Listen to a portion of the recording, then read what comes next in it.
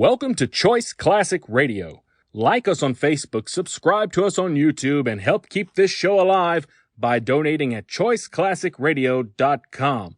For more of your favorite old-time radio shows, join us on our companion podcast, Choice Classic Radio, Mystery, Suspense, Dramas, and Horrors, where we bring to you the most mysterious tales that the golden age of radio had to offer.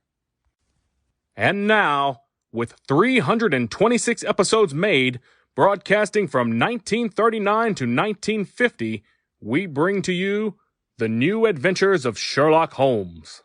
This episode from the life of Sherlock Holmes will be transmitted to our men and women overseas by shortwave and through the worldwide facilities of the Armed Forces Radio Service. Petri Wine brings you Basil Rathbone and Nigel Bruce in The New Adventures of Sherlock Holmes.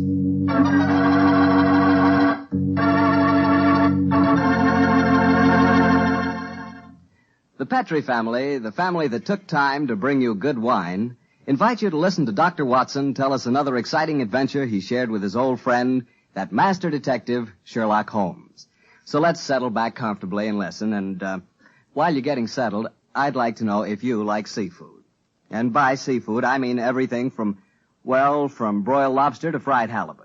Because if you like seafood, any seafood, you'll love it together with Petri California Sauterne. Fish and Petri Sauterne were made for each other. No kidding. Boy, I'll never in my life forget a broiled brook trout on the plate in front of me and a glass of well-chilled Petri Sauterne right next to it. That fish and that Sauterne. Petri Sauterne has a pale golden color that's really good to look at. And as for taste, well, that Petri flavor is really something. Take my word for it and try it, won't you? Oh, and I'll tell you something else. Try that Petri Sauterne with chicken sometime. Look, I'd better stop before I get hungry all over again, but just remember this. The best friend a good meal ever had is a glass of Petri wine.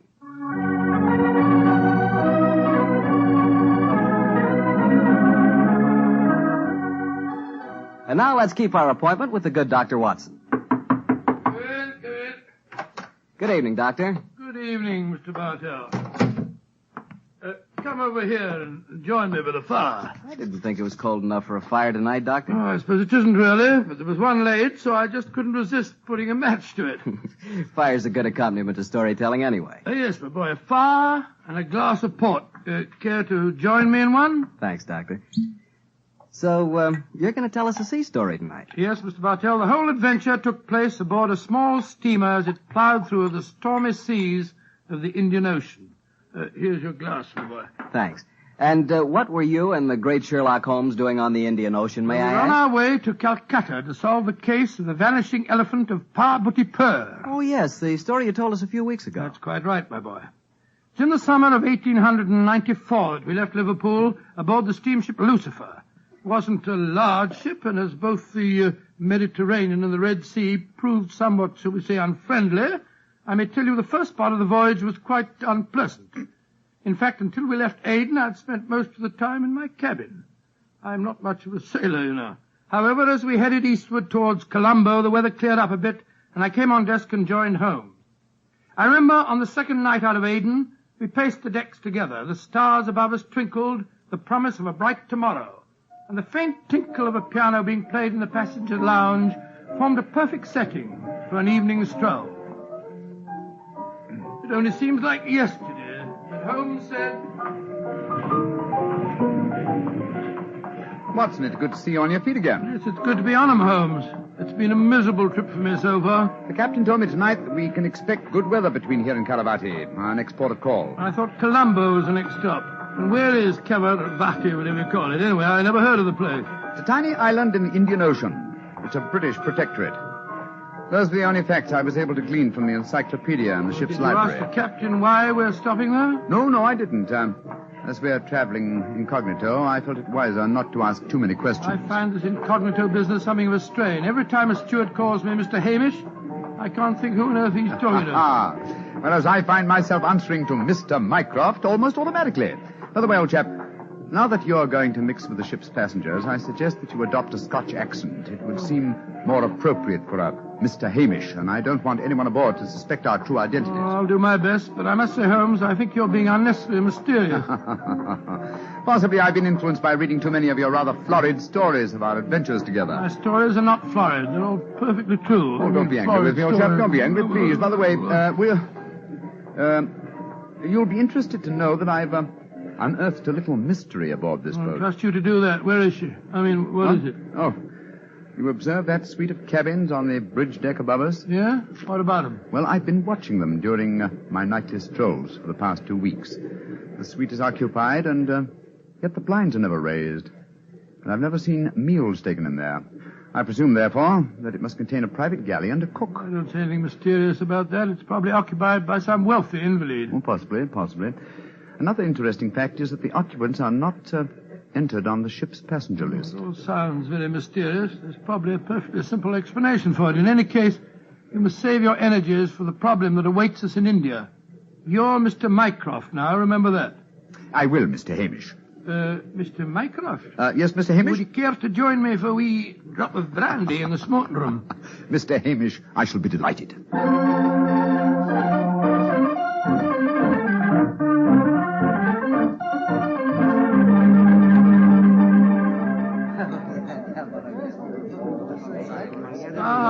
This is excellent brandy. Excellent. Watson, you notice that rather garrulous gentleman over there in the corner?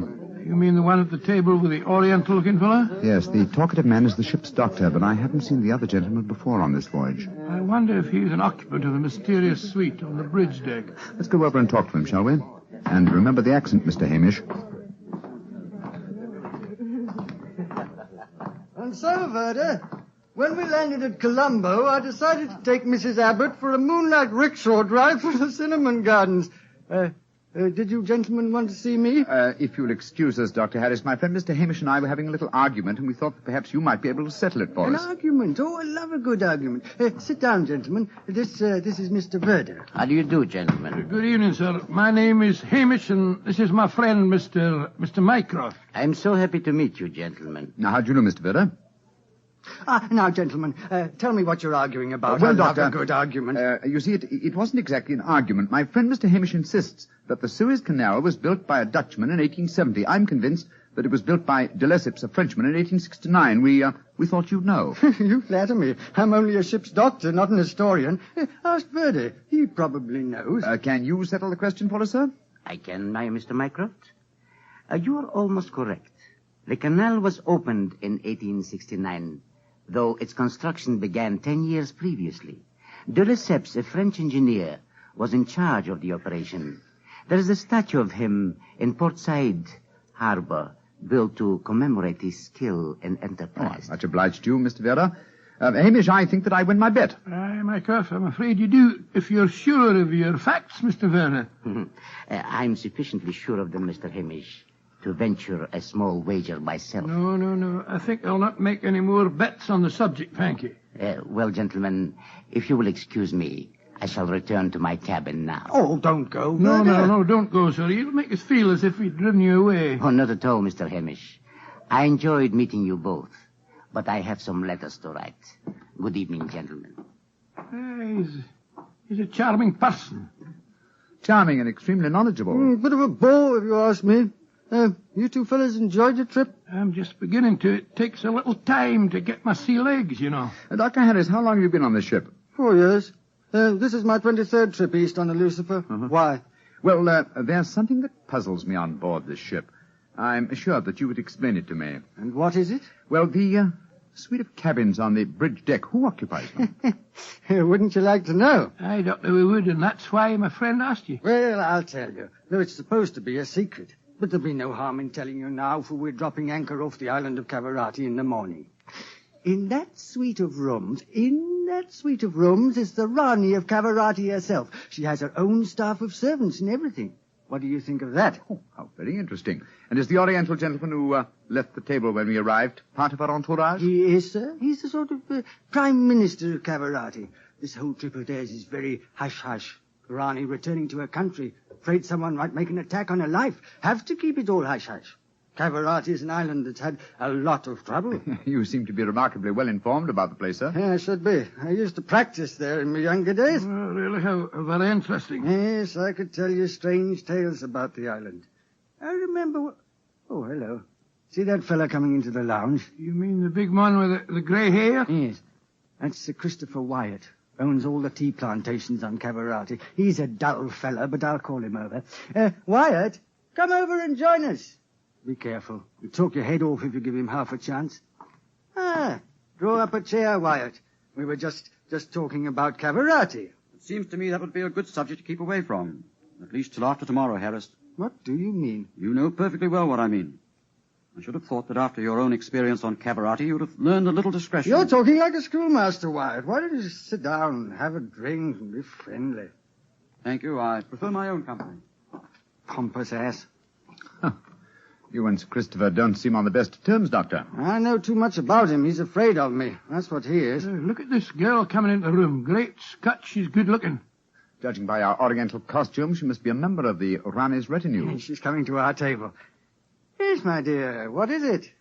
Which of you gentlemen is Mr. Mycroft, please? I am. My mistress sends her compliments and asks that you will call on her in her suite. And who is your mistress, may I ask? Her Highness, the Rani of Cavarati. Oh, I shall be delighted. Please tell the Rani that I shall pay my respects without delay. We will join her in a few minutes. Very well, Mr. Mycroft.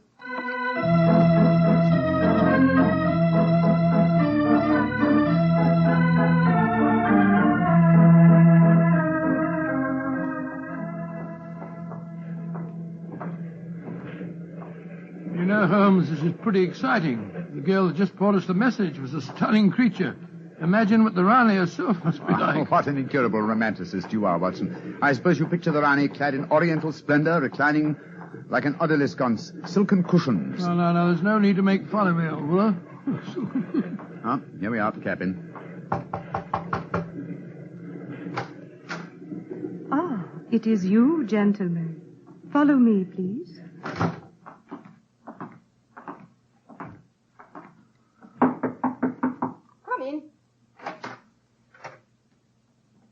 Her Highness, the Rani of Cavarati. All right, Regina, you can off it. Yes, Your Highness.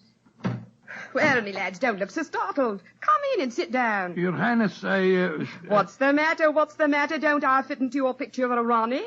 What did you expect? A slant-eyed beauty with a veil and big hips? Well, I've got the big hips, all right. Your Highness... never mind, Your Highness. Sit yourselves down and talk free and easy like. I may as well begin by telling you that I know who you both are. Mr. Sherlock Holmes and Dr. Watson. Dear me. I've seen you in the good old days in London, you know. May I ask if our visit is purely a social one, or are you in need of professional advice? Oh, a little of both, Mr. Holmes, a little of both. And we'll start off with being social.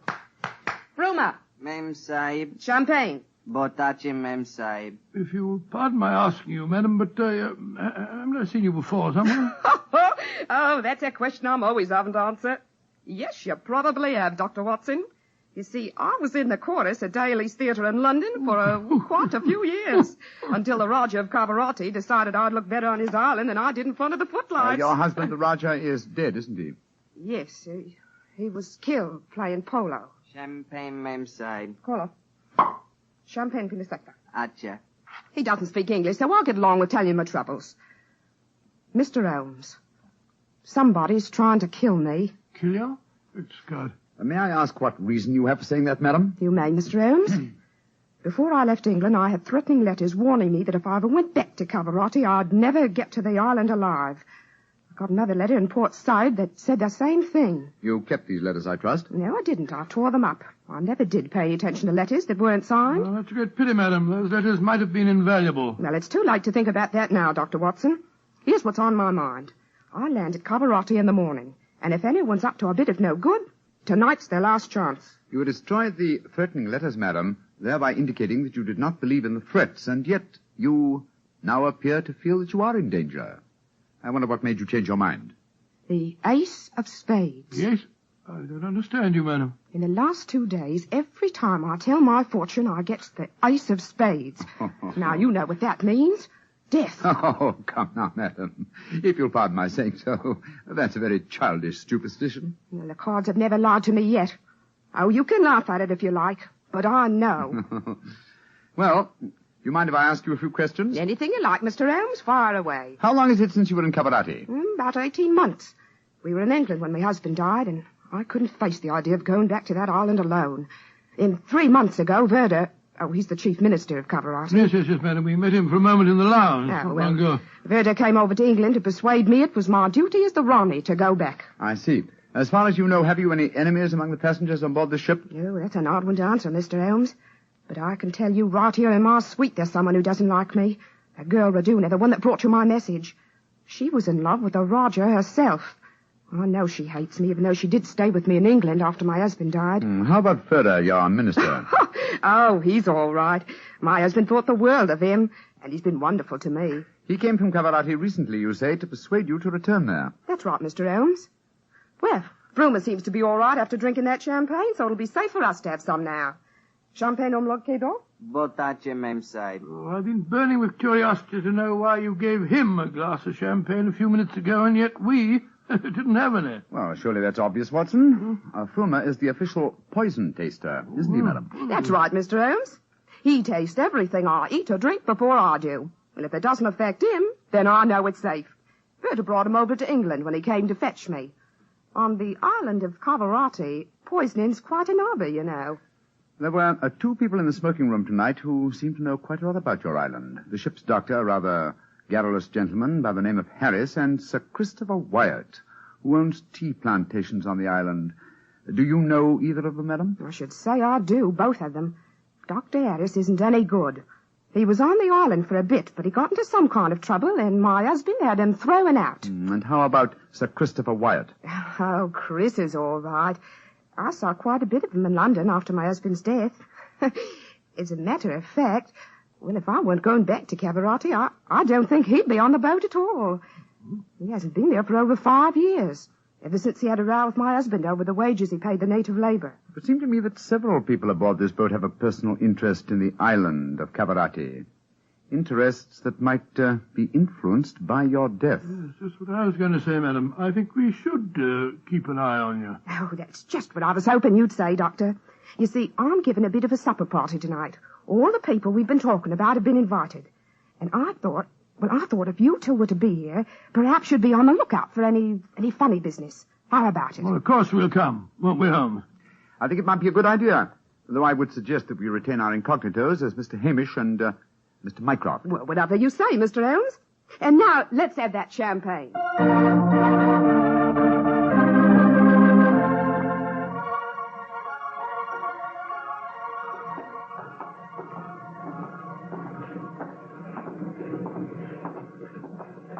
You know, Holmes, I remember the Raleigh when she was in the chorus at Daly's. She looked stunning in tights. There was one night I... Yes, no time, old chap, if you don't mind. At the moment, there's a question I want to ask you. Oh, sir? Is your medical bag fully equipped with all the antidotes to poison? Poison? It's ridiculous. How could the Rani be poisoned when she has a poison taster? My dear Watson, you mustn't... What the blazes... Come on, Watson. That cry came from the companionway. There are 2 figures struggling by the rail there. Good heavens! One of them has pushed the other down the companionway.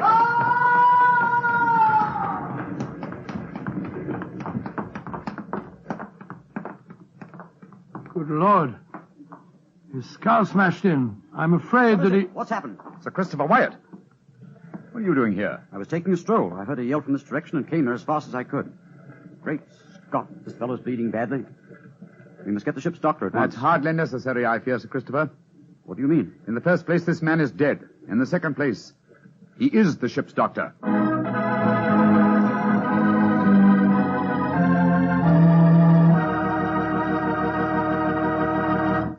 We'll hear the rest of Dr. Watson's story in just a second, so I'm just going to ask you to do one thing for me. Well, I should say for yourself.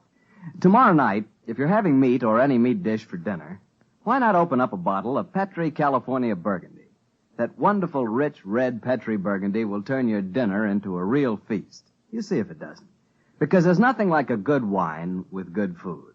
And I know your family gets good food, and I know that Petri Burgundy is a good wine. In fact, it's a perfect mealtime wine. Try it and see. And Now, Dr. Watson, tell us what happened next. You said you found the ship's doctor dead at the foot of the companionway? Yes, Mr. Bartell. His neck had been broken instantly. Imagine there was a good deal of excitement aboard. No, my boy, as a matter of fact, there wasn't. We managed to get the body back to its cabin without attracting attention. Holmes, after revealing his true identity, was able to persuade the captain to hush up the killing until after the Rani's party had taken place. Oh, he didn't want to scare the murderer, I guess. What happened next, Doctor? Holmes and I returned to our cabin to dress for the party. Holmes, I remember, was in a state of suppressed excitement. He spoke quietly and deliberately. Watson, surely it's obvious why the doctor was murdered. Oh, it isn't obvious to me. It's elementary, my dear fellow. If you are planning a subtle murder by poison, how wise to remove the one man who might save the victim's life, a doctor. Oh, you keep harping on poisoning. It seems to me to be the last way a murderer would try to dispose of the Rani. Everything she touches is first tested by the poison tester. Exactly. That's why I call it a subtle murder attempt. Didn't you notice the physical attributes of Frumer, the poison tester? Which in particular, Well, Holmes? his unusually glossy hair, his remarkably clear complexion, his plump figure. Look here. Just tell me one thing, will you? What's that? I presume that in your medical bag you have a supply of magnesia. Naturally. Do you also have hydrated ferric oxide? Yes, I do. Splendid. Let's be off to the party. Oh, funny things to take to a party, I must say. That's true, my dear fellow, but I'm afraid that this party may not prove as convivial as the Rani thinks.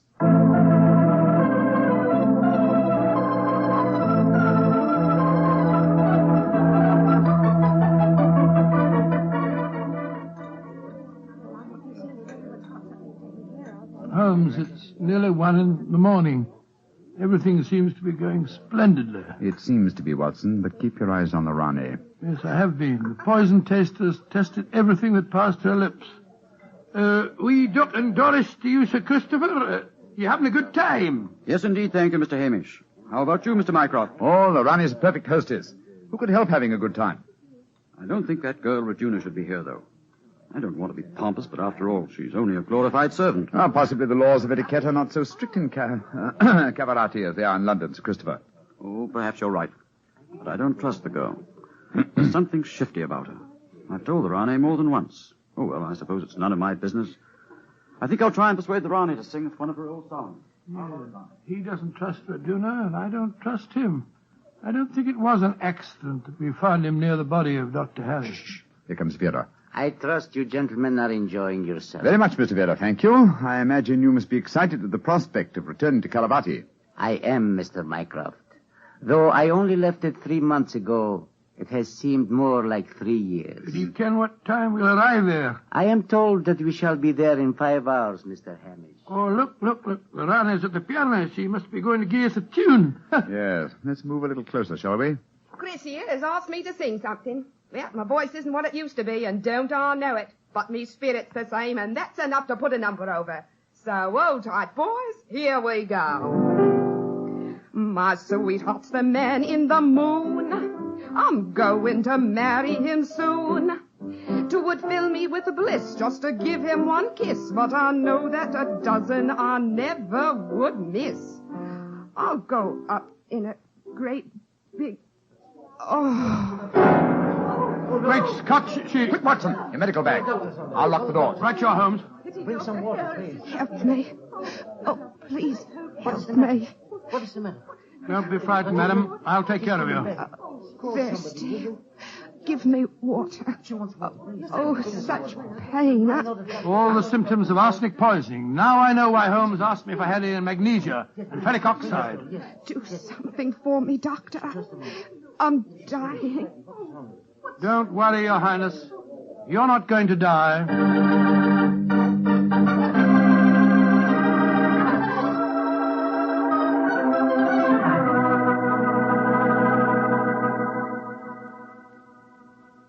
She's going to live, Holmes.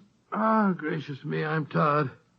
It's touch and go there for a while, though. Well done, Watson, old chap. Well done. Now that she's out of danger, why can't we all go back to our cabins? It's nearly dawn, and we've been locked in here since 1 o'clock. We've no right to do this, you know. Possibly not, Sir Christopher, but there's a murderer in this cabin, and I don't intend to let him escape. Mr. Holmes, what happened? How could I have been poisoned when Frumer tasted everything first?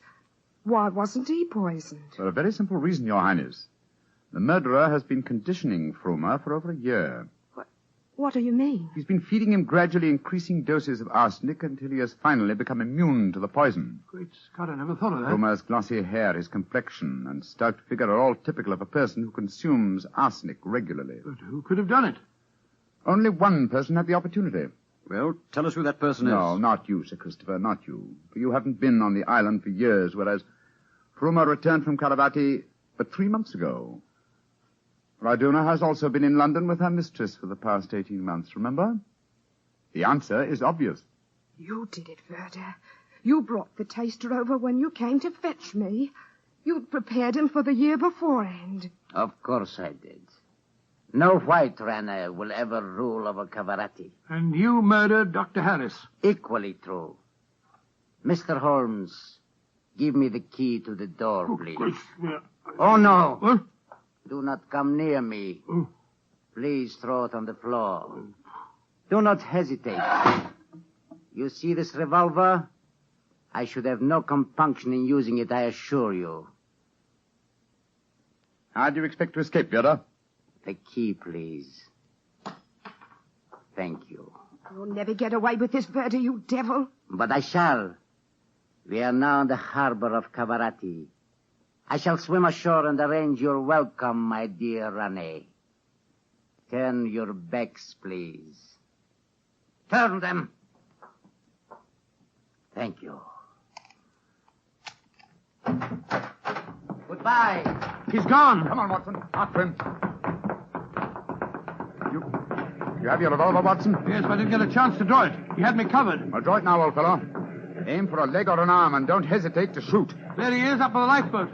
He's climbing up on the rail. Where is he? Where did he go? Out there on the rail above us, madam. He's going to dive. Give me that revolver, Dr. Watson, quick. That's it. Come down off there, Verda. Fools!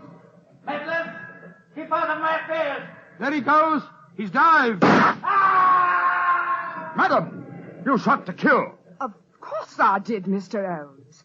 Remember that we're now in Cavarati waters, and that though I may not look like it at the moment, I am still the Ronnie of Cavarati.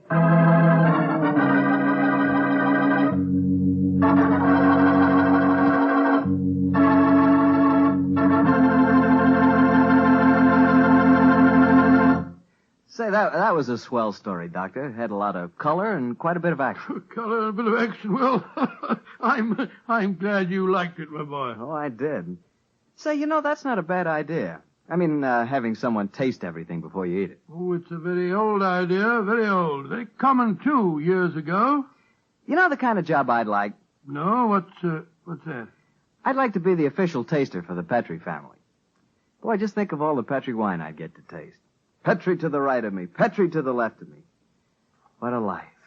What wine? Yeah, I wouldn't mind having that job myself. You said it. The Petrie family, really knows how to make good wine.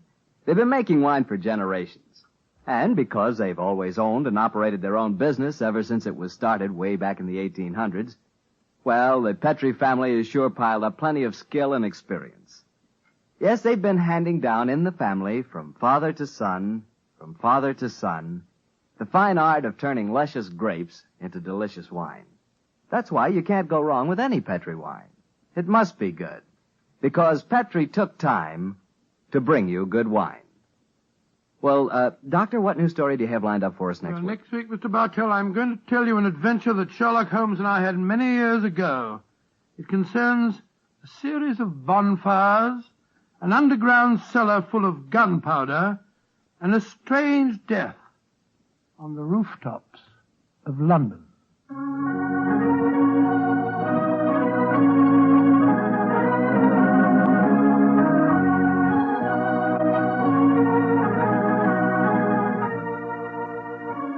Tonight's Sherlock Holmes adventure is written by Dennis Green and Anthony Boucher and was suggested by an incident in the Sir Arthur Conan Doyle story, The Adventure of the Mazarin Stone.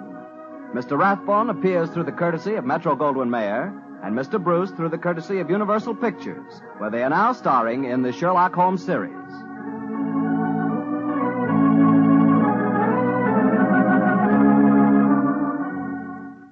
The Petrie Wine Company of San Francisco, California, invites you to tune in again next week, same time, same station.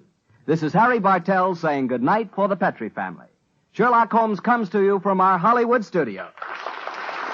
This is the Mutual Broadcasting System.